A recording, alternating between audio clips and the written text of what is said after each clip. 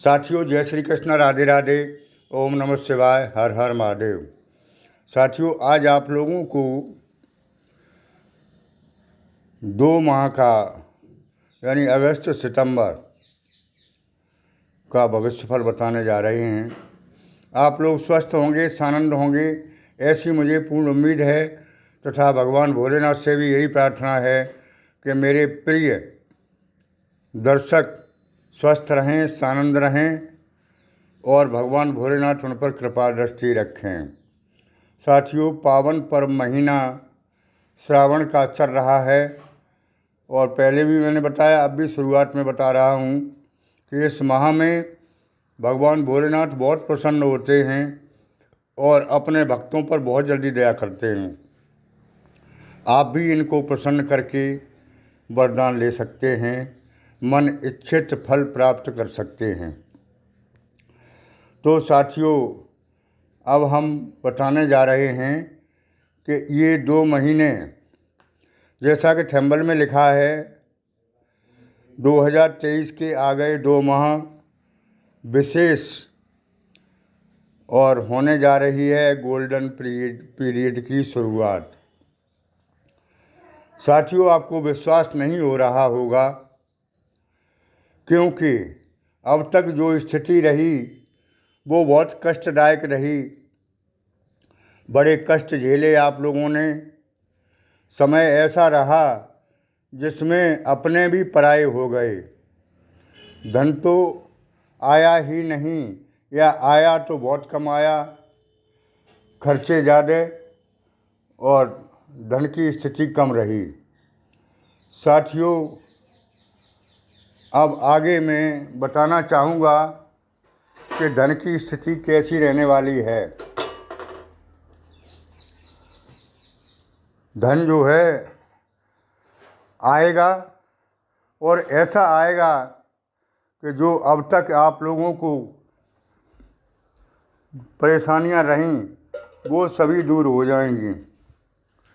साथियों, जब समय खराब होता है तो कब होता है? जब ग्रह गोचर की स्थिति खराब होती है, तब सब कुछ बदल जाता है। अपने पराये हो जाते हैं, पड़ोसी दूर हो जाते हैं, रिश्तेदार मिलना नहीं चाहते हैं, घर में गृह क्लेश होते हैं। ये सब स्थितियाँ आप पर गुजर चुकी हैं। मैं सही कह रहा हूँ तो कमेंट बॉक्स में ज़रूर लिखकर मुझे बताएं। साथियों, ये तो सब रहा पिछला हाल, आप पर बीता ही है, इसमें ज़्यादा कहने की आवश्यकता नहीं है। लेकिन आगे जो 2 महीने आ रहे हैं, हालांकि मैंने कहा था जुलाई से अच्छे समय की शुरुआत हो चुकी है, लेकिन आपको विश्वास कब हो? जब पूरी तरह से सब कुछ मिल जाए। तो ये अगस्त और सितंबर का महीना आपको खुशियां लेकर आ रहा है आपके पास। इन 2 महीनों में ग्रह गोचर की स्थिति के अनुसार हम बता रहे हैं कि समय बिल्कुल परिवर्तित हो जाएगा। आपस में जो ग्रह क्लेश थे वो दूर हो जाएंगे। साथियों, कर्ज की स्थिति थी तो उसकी भरपाई होने के योग बन चुके हैं। साथियों, नौकरी पेशा लोग भी परेशान रहे, व्यापार वाले तो परेशान रहे ही क्योंकि उनका व्यापार धंधा चला ही नहीं। तो इन 2 महीनों में आपका व्यापार धंधा चलेगा ही नहीं बल्कि दौड़ने लगेगा। ऐसी ग्रह गोचर की स्थिति है। और जब व्यापार धंधे चलने लगेंगे, पैसा आएगा तो सब कुछ सुधर जाएगा। साथियों, जब खराब समय आता है तब ग्रह गोचर की स्थिति ही खराब हो जाती है पहले से।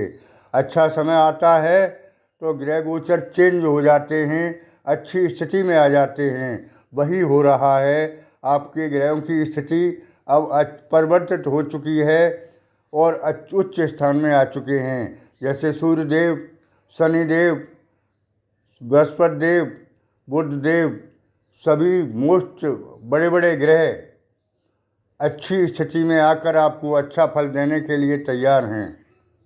जब अच्छी स्थिति में होंगे तो अच्छा फल देंगे। साथियों, इसी समयावधि में आपको स्वास्थ्य के बारे में चर्चा करें तो वास्तव में पिछले समय से स्वास्थ्य भी गड़बड़ रहा, क्योंकि जब मानसिक तनाव रहा तो मानसिक तनाव होने से बहुत सी दिमागी बीमारियां तो थी ही, शारीरिक बीमारियां भी रहीं। वो सब अब समय जा चुका है। स्वास्थ्य आपका सही रहने वाला है। आगे शिक्षा के बारे में चर्चा करें तो जो विद्यार्थी नेगेटिव रहे थे, जिनकी मनोदशा सही नहीं रही, कंपटीशन में परास्त हुए, सब कुछ बिगड़ गया। लेकिन अब वहीं से सुधार हुआ है, अब यहाँ से और स्थिति अच्छी होने वाली है। साथियों, आगे व्यापार धंधे के बारे में चर्चा करें तो अब तक सब कुछ ठप रहा, पैसे का अभाव रहा, कर्ज की स्थिति रही, वो सब अब चेंज होने वाला है। व्यापार धंधे चलने लगेंगे, कर्ज की स्थिति समाप्त हो जाएगी। साथियों, आगे देखें तो दाम्पत्य जीवन में जो दरार रही, विचार नहीं मिले, वो दाम्पत्य जीवन अब सुमधुर होगा। विचार मिलेंगे, प्रेम और सौहार्द का वातावरण घर में होगा। साथियों, लव अफेयर्स जो अब तक एक दूसरे से दूर रहते थे, मिलाप नहीं हो पाता था, उनको घूमने फिरने का मौका मिलेगा इस समयावधि में। और लव मैरिज, अरेंज मैरिज के योग बनते दिखाई दे रहे हैं। घर में मांगलिक कार्य के योग बन रहे हैं। किसी मांगलिक कार्य में आप शामिल हो सकते हैं या खुद घर में कोई मांगलिक कार्य हो सकता है। साथियों, इतना सब कुछ बताते हुए मैं फिर वही कहूँगा कि आप कर्म पर ज़रूर विश्वास रखें। कर्म करते रहें, कर्म प्रधान है।